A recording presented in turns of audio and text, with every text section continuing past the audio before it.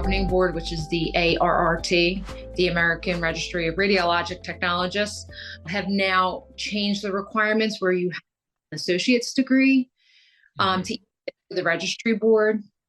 Before it was a certificate program, but you still had to complete the program before you could even sit for it. A technician is someone who can just trained on the job and has a limited set of skills, but we've actually gone to school to study exactly what we are doing. In addition to that, I'm required to do continuing education credits. Every 2 years we have to submit them. And this year for the 10-year, I was saying I graduated 10 years ago in this, I was the first graduating class that they now require every year. They require the graduated after 2012 to resit for like a registry board. So it's not so much exactly like I have to take my boards all over again, but they required us to go through and re-examine where our knowledge is and if we need refreshers in it, in addition to our normal 24 continuing education credits.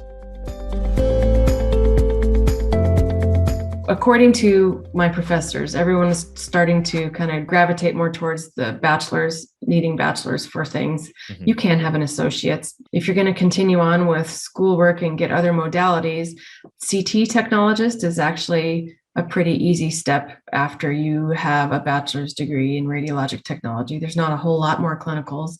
MRI is kind of the same. If you were to go into nuclear medicine, or add ultrasound or radiation therapy, it requires more. And lots of those programs, post-education or whatever they call it, most of them want you to have the bachelor's. So you have to actually, if you only have an associate's, you have to go get your bachelor's at the same time too, because there's a lot more learning in those.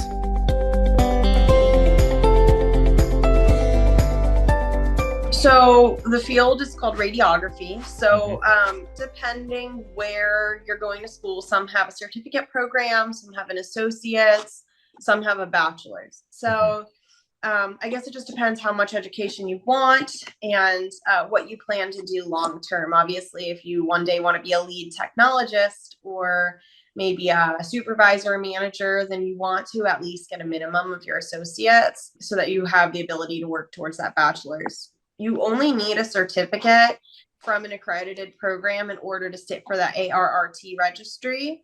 But if it were me recommending, I would say at least get a minimum of an associate's so that you have something you can do with that later.